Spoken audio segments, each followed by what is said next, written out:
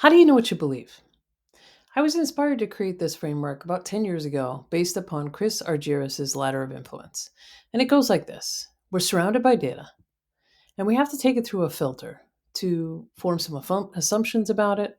That filter is our human filter, and from our assumptions, we draw conclusions, and from those conclusions, we create our beliefs.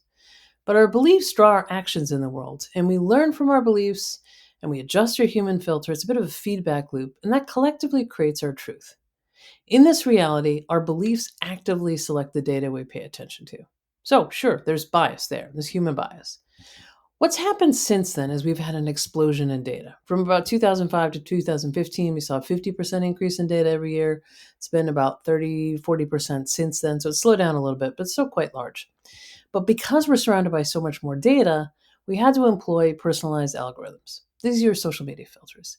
Everything that you click on, pay attention to, whether it's within a news source, outside of a news source, within a social media platform, it's all being catered to your own confirmation bias because we're reacting, and that is reinforcing our confirmation bias.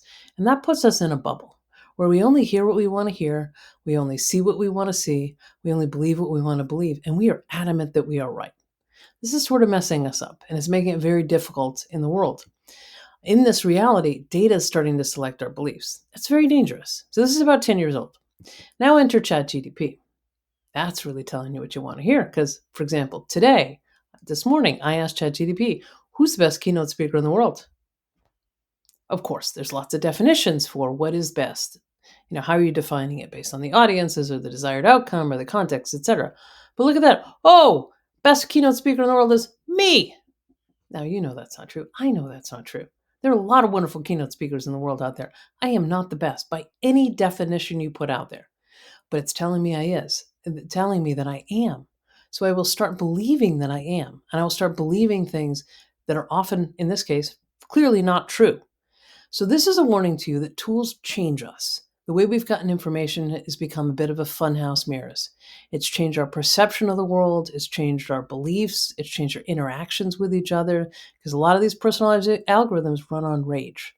So this is just a tip from me to you, Heather McGowan. Thank you very much for listening, and I'll see you soon.